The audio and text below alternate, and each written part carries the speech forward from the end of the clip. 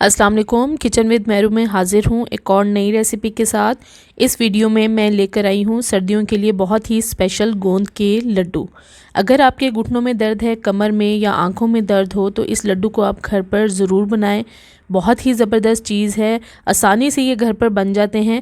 आप इन्हें बनाकर एयर टाइट कंटेनर में तकरीबन 2 माह तक रख कर इस्तेमाल कर सकते हैं। इस लड्डू को अगर आप नीम गर्म दूध के साथ रोज़ाना रात को सोते वक्त खा लेंगे तो 1 महीने के अंदर आपके जिस्म से हर किस्म का दर्द ख़त्म हो जाएगा। कोई दर्द आपके जिस्म में नहीं रहेगा। बहुत मुफीद चीज़ है, ज़बरदस्त किस्म के लड्डू हैं, सर्दियों के लिए फ़ायदेमंद है। आइए इसे बनाने के लिए देखते हैं हमें क्या क्या चीज़ें चाहिए। अगर अभी तक आपने मेरे चैनल को सब्सक्राइब नहीं किया तो इस रेड बटन को दबाकर आप सब्सक्राइब कर लें और बेल के बटन को ज़रूर दबा दें। इससे मेरी वीडियो का नोटिफिकेशन सबसे पहले आपको मिलेगा। गोंद के लड्डू तैयार करने के लिए हमें जिन चीज़ों की ज़रूरत है वो ये हैं। हाफ़ कप मैंने ये गोंद ली है और ये दिखने में इस तरह की होती है, थोड़ी सख्त होगी ये। हाफ़ कप लेनी है। 1 कप मैंने खसखस ली है। आप जब भी खसखस लें इसे 2-3 बार पानियों में धोकर इसे धूप में अच्छी तरह से खुश्क कर लें, क्योंकि इसमें मिट्टी होती है। अच्छी तरह से आपने इसे इस्तेमाल करने से पहले धोना है। हाफ़ कप मैंने बादाम लिए हैं, हाफ़ कप ही मैंने अखरोट लिए हैं और हाफ़ कप ही मैंने पिस्ता लिया है। इसमें आप नट्स वगैरह अपनी मर्ज़ी के ऐड कर सकते हैं जो आपको पसंद हो। हाफ़ केजी मैंने गुड़ लिया है और इसे मैंने थोड़ा सा तोड़ लिया है।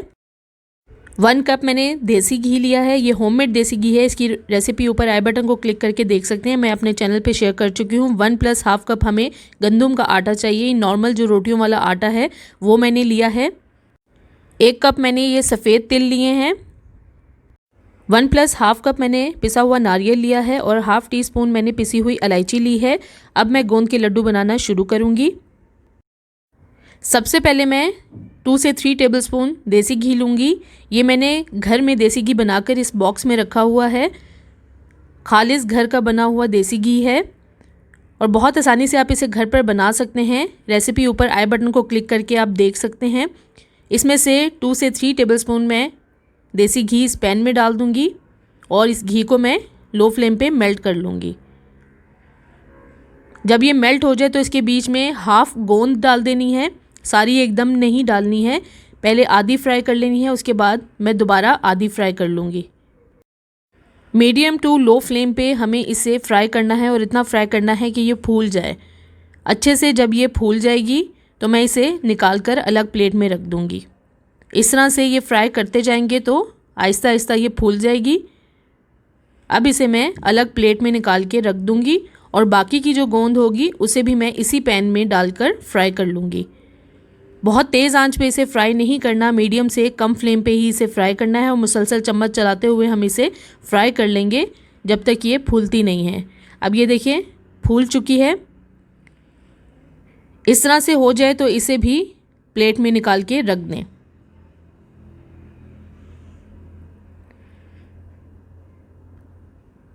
अब ये गोंद अच्छे से मैंने फ्राई कर ली है, इसे मैं साइड पे रख दूंगी। उसी पैन में मैं पिस्ता, अखरोट और बादाम डाल के थोड़ा सा रोस्ट कर लूँगी। ये तमाम चीज़ें आप अपनी मर्ज़ी से इनकी क्वांटिटी कम या ज़्यादा कर सकते हैं, जितना आपको पसंद हो उसमें ऐड कर सकते हैं ये। और इसमें नट्स भी आप अपनी मर्ज़ी से ऐड कर सकते हैं। अब ये अच्छे से रोस्ट हो गए, इनको मैंने निकाल के अलग बॉल में रख दिया और साइड पे रख दूँगी। अब उसी पैन में मैंने खोपरा डाल दिया है, पिसा हुआ नारियल, इसे भी मैं थोड़ा सा रोस्ट कर लूँगी। वैसे भी आप इसे ऐड कर सकते हैं, लेकिन इसे हल्का सा रोस्ट करने से इसका टेस्ट बहुत अच्छा हो जाएगा। इसे भी थोड़ा सा मैं रोस्ट कर लूँगी। हल्का सा इसका कलर चेंज हो जाए तो इसे भी अलग प्लेट में निकाल के रख दें। उसी पैन में अब मैं खसखस डाल दूँगी और इसे भी थोड़ा सा मैं रोस्ट कर लूँगी। जब रोस्ट हो जाएगी थोड़ी सी तो इसे भी निकाल के मैं अलग प्लेट में रख दूँगी। इन तीनों चीज़ों को मैंने रोस्ट कर लिया है। ये दोनों चीज़ें मैं ग्राइंड करूँगी। अब ग्राइंडर में मैं खसखस डाल दूँगी। पहले मैं खसखस को थोड़ा सा ग्राइंड कर लूँगी। अब ये खसखस ग्राइंड हो गई है। इसी में अब मैं नट्स डालकर थोड़े से ग्राइंड कर लूँगी। बहुत ज़्यादा इनको बारीक नहीं करना, थोड़े हमने इसमें मोटे पीसेस रखने हैं नट्स के। अब ये अच्छे से तमाम खसखस और नट्स ग्राइंड हो गए हैं, इन्हें मैंने अलग बॉल में रख दिया है। ये अब रेडी है, इसे भी मैं साइड पे रख दूँगी।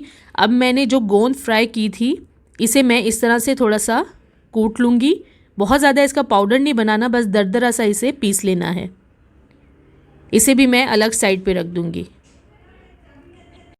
अब मैंने वही पैन लिया है, उसमें अब मैं घी डाल दूँगी, देसी घी जो मैंने 1 कप लिया है। इसमें अब मैं आटा डालूँगी और आटे को हमें लो फ्लेम पे ही फ्राई करना है, क्योंकि आटा बहुत जल्दी जल जाता है। आपने इसे लो फ्लेम पे ही फ्राई करना है, मीडियम या हाई फ्लेम पे फ्राई नहीं करना।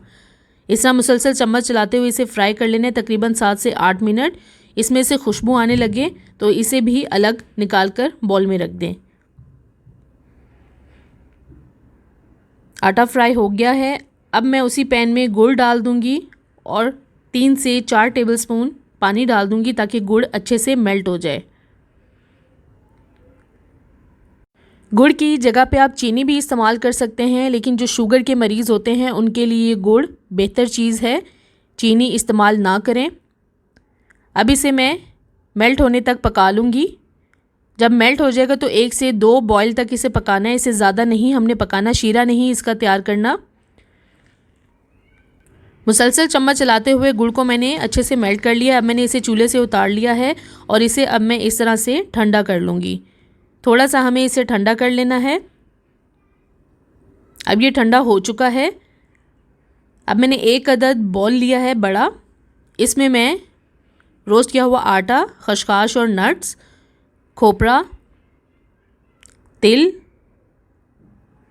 और गोंद जो हमने पीस के रखी थी, पिसी हुई इलायची, इन तमाम चीज़ों को पहले मैं स्पून की मदद से अच्छी तरह आपस में मिक्स कर लूँगी ताकि सब चीज़ें आपस में मिक्स हो जाएं अच्छे से। अब ये तमाम चीज़ें मिक्स हो गई। इसमें अब मैं मेल्ट किया हुआ गुड़ डाल दूँगी। अगर ये मिक्सचर ठंडा हो जाए तो आप इसे थोड़ा सा गर्म कर सकते हैं। अब इसे मैं हाथ की मदद से अच्छी तरह से मिक्स कर लूँगी ताकि गुड़ तमाम मिक्सचर में मिक्स हो जाए। अब ये बिल्कुल रेडी है। अब इसके मैं लड्डू तैयार कर लूँगी। इस तरह से मैं स्पून की मदद से थोड़ा सा मिक्सचर हाथ में लेके इसे लड्डू की शेप दे लूँगी। बहुत ही आसानी से ये लड्डू बन जाते हैं और बहुत फ़ायदेमंद चीज़ है ये। इस तरह से शेप दे के मैं तमाम लड्डू अलग रखती जाऊंगी। साइज़ आप अपनी मर्ज़ी का बना सकते हैं इन लड्डुओं का, और बहुत आसानी से ये शेप में आ जाएंगे। सर्दियों के लिए बेहतरीन चीज़ है। इसे आप अगर डेली इस्तेमाल करेंगे तो हर किस्म का दर्द आपके जिस्म से ख़त्म हो जाएगा। अक्सर लोगों को हड्डियों के दर्द की शिकायत रहती है। सर्दियों में बहुत सारे दर्द जो हैं वो शुरू हो जाते हैं, जोड़ों का दर्द, कमर दर्द, सर दर्द, आँखों में दर्द। अब ये तमाम लड्डू मैंने बना के रख लिए हैं। इसमें कोई चीज़ हमने ऐसी नहीं डाली जिससे आपको नुकसान हो या फ़ायदा ना देती हो। इसमें हमने जो खसखस डाली है वो आँखों के लिए बेहतरीन चीज़ है। अगर किसी को खांसी है या बलगम हो उसके लिए ये बहुत फ़ायदेमंद चीज़ है।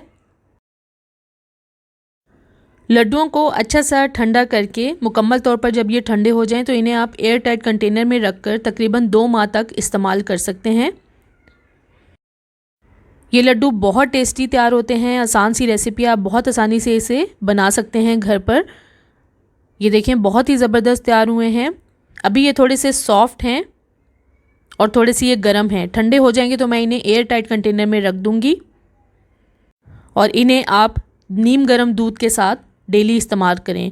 कमर दर्द, घुटनों का दर्द, हड्डियों का दर्द भूल जाएंगे। जिनके सर में अक्सर दर्द रहता है वो भी ये लड्डू खा सकते हैं, क्योंकि आंखों के लिए, दिमाग के लिए बहुत ही मुफीद है। बच्चे बड़े सबकी हेल्थ के लिए ज़बरदस्त चीज़ है। इसे ज़रूर घर पर ट्राई करें और मुझे कमेंट्स में शेयर करेंगे वीडियो आपको कैसी लगी। अगर अभी तक आपने मेरे चैनल को सब्सक्राइब नहीं किया तो प्लीज़ मेरे चैनल को सब्सक्राइब करें, लाइक करें, शेयर करें और बेल आइकन को ज़रूर प्रेस कर दें ताकि मेरी आने वाली नई वीडियो सबसे पहले आपको मिले। अल्लाह हाफिज़।